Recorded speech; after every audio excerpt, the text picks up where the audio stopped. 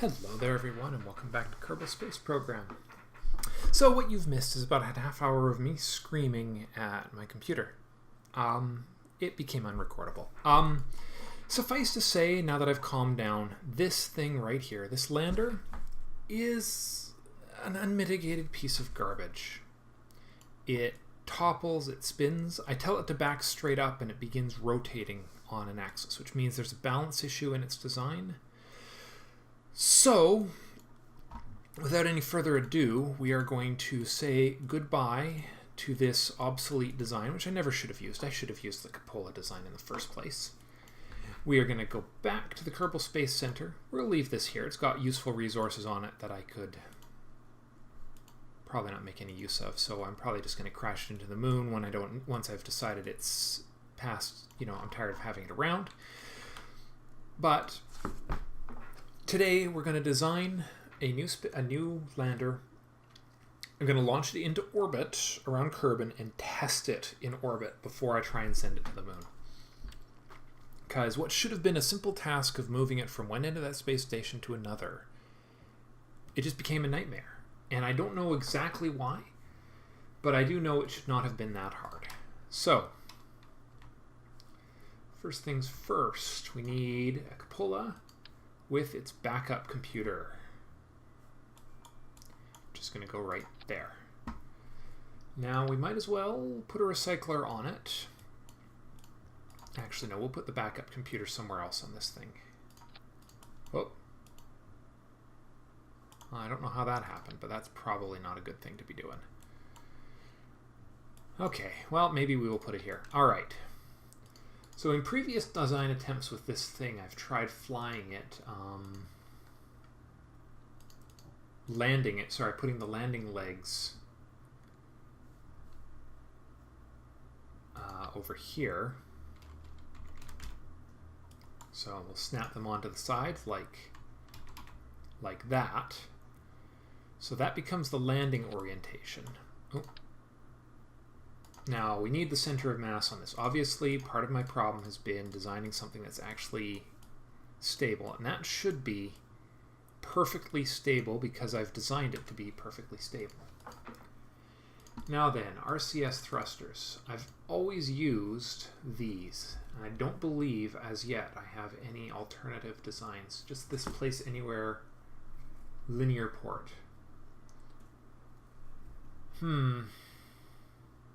My instinct is that is not going to solve the problem that we are having. So let's get the rest of this thing together. So what we need is, we need this to be nice and low to the ground. So I don't think that's where that's going to go. Just a hunch. So we want a tank of fuel. I think I want to keep this design nice and centered, which is why I was thinking about using this tank instead, with 4 radial mount Rockomax engines mounted there. Now for RCS, now the docking port I am going to put on top of the cupola, because what we'll do for docking is we will fly it there with the engines, which I actually could possibly even throw a thrust limiter on. I probably don't need full thrust to get off of the moon. So there's our docking port. Now then, let's extend, deploy. Oh, yeah, I see. They're upside down still. Or I messed up. There we go. That should be better. For those right there, almost no impact on the orientation. And a mobility enhancer. Extend the ladder. Way longer than we need it to be. Alright. How about the... Okay, so what else is missing on this ship? We don't have... Come on.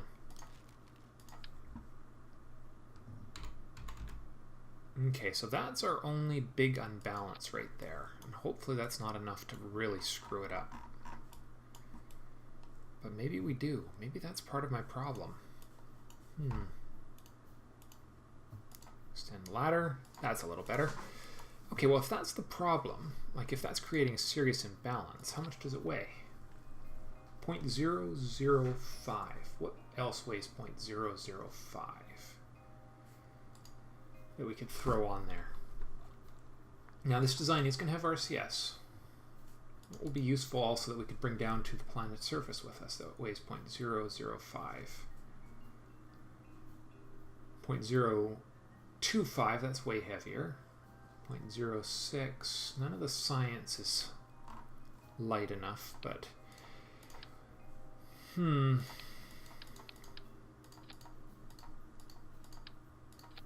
let's move those landing legs a little lower. 2, 3, 4. Because we don't want the docking port to hit the ground. Alright, we're missing... What are we still missing? Battery. We need our electrical, which will go right between the engines and the... Now, do you think one battery will be enough? I think it better be. Whoa! That was trippy and bad. Okay, now RCS control. Boy, if only we had a nice, small, flat, round tank. Let's see, if that was point... Let's see, that one carries 750. These little ones, I had 4... No, it was this one right here. We had 4 of these, 50 each. This one carries 200, so this one is equivalent to the one I had on my old ship. So let's put 6 engines there. No, full 8. We need full 8 right... Not underneath the...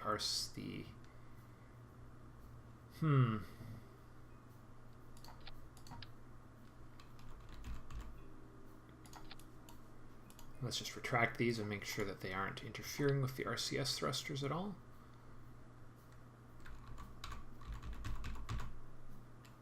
Okay, so we'll put one set there and one set up there. Alright. Our probe core. Well, hopefully that's not a big deal. Alright, let's see what else. I guess we might as well put some lights around the base of this thing.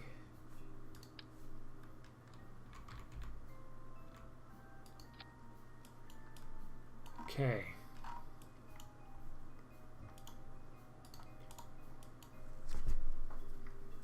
So,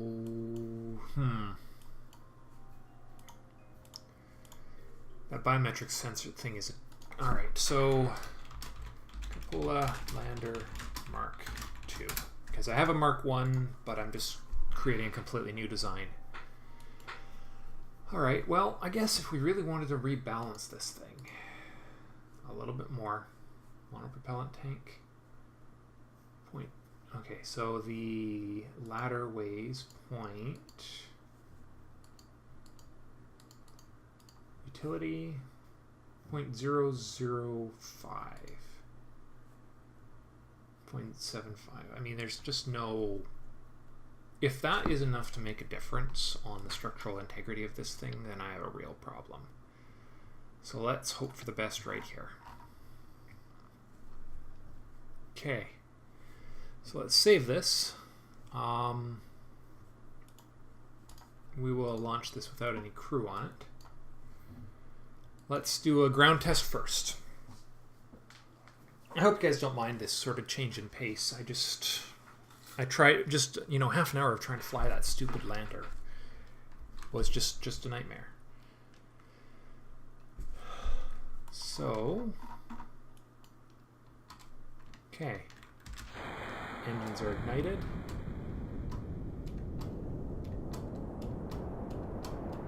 Okay. That is just enough. Okay, how fast are we burning down that fuel? Really fast. Come on. Just... Alright, we shouldn't be going anywhere right now. Oh, of course, because it's upside down. Okay, so that fuel... Whoops! This is why we test it on the ground. Revert flight to launch. So that's quite a bit of fuel. So I shouldn't need full thrust to get off to and from the moon. In fact, I shouldn't even need 1/10 of the thrust. I should be able to actually do most of the landing on RCS even. But, you know, it's nice and stable. So if we just turn on the SAS to keep it stable, so it takes almost 50% of the thrust to get it off the ground. Now, let's see. If this thing is truly stable, it should be able to just hover, other than the whole business of the orbit of the Earth.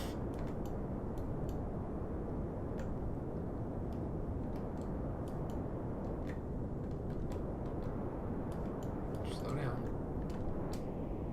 Alright, that's a bit of a problem. So our drift should be the direction the planet is rotating. It says here in fine print. So that is burned through most of my fuel in no time at all. Okay, get 3, 2, 1. Whoa! Not bad. Not bad. I don't know if these are quite strong enough. I really don't. But I could always add more if I was worried about that. I want to say that I'm reasonably confident in the structural integrity of this ship. I mean, if it's flying, if it's working this reasonably well on Kerbin, it should be able to work even better on the moon. Do you think these engines are overkill? I'm not even entirely sure. They seem to be working okay. I think 4 is a good number. Well, I think, give me a few minutes here. I am going to basically design a lift system to put this thing into orbit, and we will do some maneuverability tests in orbit. See you in a few minutes. Alrighty, welcome back everybody. I have tweaked the design a little. I added 1 extra battery. I think 2 should be enough, considering I'm not going to be transmitting any data from this ship to the moon. This thing will only transmit when it's docked with the station, which I'm pretty sure I gave that station an antenna. I'll have to check that later. It's going to fly unmanned. This ship is not designed to ever land on Kerbin. So yeah, we're going to put this thing into orbit, and we're going to see what happens. If this was a game with the new contract system, I would probably plan on testing this thing in orbit and only deorbiting it if, well, you know, actually, depending on how well things work out, I might actually be able to just send this thing on its way yeah. Worst come, if this goes really well, I might be able to send this on its way. Of course, I'm going to be, since I'm testing its maneuverability. Whoa, did I forget anything? No, I don't think so. Looks okay. So, yeah, we'll see. We'll see. This might not be worth... let's see, we want to fly from an upwards facing... That's actually one problem with the design I've applied here. Is, the ship is, this thing is inverted. I wonder if I should have made the probe core the master when I designed it. That was probably would have been a smart decision. Oh, for gosh sakes, just 1 second. Sorry about that. That was my wife just letting me know she's on her way home after she shops. Anyways, here we go. Launching in 3, 2, 1. Okay. Let's see. We are rapidly losing control of this thing. It is shimmying and shaking really badly. Probably the worst I've had in a while, actually. I think we still got it. But, oh boy. This new heavy lift is not... this design is not working as well as I would have liked. Alright, well I think we're okay-ish. I'm just disappointed that the SAS can't quite keep this thing stable, even though I can, you know, adjust things to get it stable. Alright, barring any spectacular disasters, I will see you in orbit. Welcome back. We are in orbit, barely. This is going to have to address some issues with my heavy launch stage before I use it again. But that's not the purpose of this. Now, do you guys think there should be fewer engines on that lift stage? You've seen that. That's a similar design I've been using all the time. I wonder if I should make that stage smaller or more compact or something. But, okay, so the purposes of this test is test this unit, see how stable it is. In particular, I want to make sure the translation tools are stable. That means that relative to one another, they should stay more or less lined up. And when I use a translation tool like that, it should not start rotating on me. If it does, we have a problem still. But it's not looking like it, is it? Alright, set as target. Now, one of the maneuvers I'm going to have to pull here is a 180-degree turn. Alright, use less fuel. Use less fuel. Alright, so for docking, because these engines are facing the direction they are, we need to be able to do a clean 180-degree turn without any loss of control, which of course is what we were seeing quite a bad shimmy and shake during rotations with the previous design. So this thing should be able to go through a full 180-degree turn and wind up facing right back towards the target here, which is the docking port. It says here in fine print, right? So this is looking promising. It's just going to require a fine hand, but hopefully it will be a little bit more forgiving than the one that's currently parked at the moon. I had contemplated putting a docking port on this side, but really this is the only side I'm ever going to want to dock this from. So we're going to just be conservative, because there would be no value in having a docking port at that end that I can see. Okay, and so if I turn the SAS on right when it's facing towards the ship, it should stabilize facing exactly towards the docking port that I need to connect with. See, this is the way things should behave in space. Now, lights were you, right? There we are. Ooh, check that out. Here we come. Ready in 3, 2, 1, lock. Beautiful. Okay. This will be our Munar lander, if I can address the issues with the stage. Okay, so now we just need to successfully dock again. So we should just be able to drift back towards this thing. And a little... There we are. Just a tiny little bit of adjustment. I'll just turn the SAS off on this one. Get ready to turn the SAS off on this one. Okay, just a bit faster. I know I'm supposed to be going a little slower than this, but 0.2 is not bad at all. And it's amazing how quickly you actually gain distance on a ship, isn't it? Okay. Okay, and then get ready to turn the SAS off. Alright, and this is okay. Hold her steady. Hold her steady. It's looking good. Other than the fact that I'm a little out of alignment. But if I slow down, we should be okay. It should be within the margin of error of the game.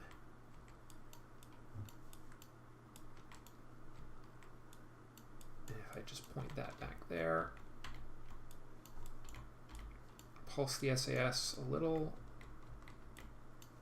Come on, make your connection. There we go. Whoa, whoa, whoa, whoa, whoa. What ran out of power? This guy ran out of power. That's okay. That's okay. Come on. Do it. Do it. Do it. Do it. Do it. Do it. Aha! There we are. So this probe core just shut down because it ran out of power. So I got to remember to leave a battery on this lift stage, but that's okay because I can still deorbit this thing. Okay, that flew beautifully. So that thing must have been running on its own internal power and nothing else. Okay. So the important question has been answered. I need to do obviously need to do a redesign on the lift stage. The thing is just not quite powerful enough to lift this thing. I'm just going to deorbit this. And then we will, all right, we need to fly from here. Hopefully this will be a retro burn. That's definitely not a retro burn. Okay. Turn her around. So we need to burn against the direction of travel, not towards it. Which means that that's one other thing I should fix, is I should redesign this thing to make that that probe core in the middle there the primary controller, which I will do, so that it behaves a little bit more stably by default. Because if I told it to fly from here, yeah, see, there we go. That's the direction it should be facing. All right. And there goes, we're deorbited. So my lift stage definitely is not optimal. It's a little underpowered, but that's okay. I mean, it's not horrible. I think I could get this thing to the moon, but I'd be definitely... This upper stage had to be used for the entire process of pushing it from negative 250 up into orbit, which is a little less than I would have liked. All right. Anyways, let's just make a... There's no sense in watching this thing crash. It can take care of itself going down. At this stage, our big question is, how much does that module weigh? Because that may give you guys some information to advise on a redesign of my lift stage. Because I know there's some stuff with delta V's and how many engines you need to lift certain masses and all that jazz. So, as currently designed, the upper stage weighs 26.7 tons. I think those are tons. All right. The middle stage, the Munar transition stage, complete with enough fuel to actually dock this thing without killing the fuel in here, is 100 tons. And that includes the provision that these will be used to push it into Kerbal orbit, because that's succeeded on past missions. So the third stage might be my problem. Oh, okay. Third stage is sitting at 228 tons. So that's a little more than twice the mass of... So this represents, yeah, a little more than twice the mass of the uppermost stage. Rocket equations being what they are, that might actually be reasonable. So we'll call these, ignoring the lander module, the upper, middle, and lower stages. And if you guys have any thoughts on what I could do to improve the overall efficiency of this, keeping in mind I don't have access necessarily to all the optimal tools, I certainly would appreciate your thoughts and advice. Anyways, that's all for today. I'm encouraged by how stable this ship is, and I think with a few design tweaks, namely, this will be the primary, this will be the secondary. I think this will be able to serve us well for the next lunar mission. And at that, thank you all very much for watching, and I will see you in the next episode. Bye for now.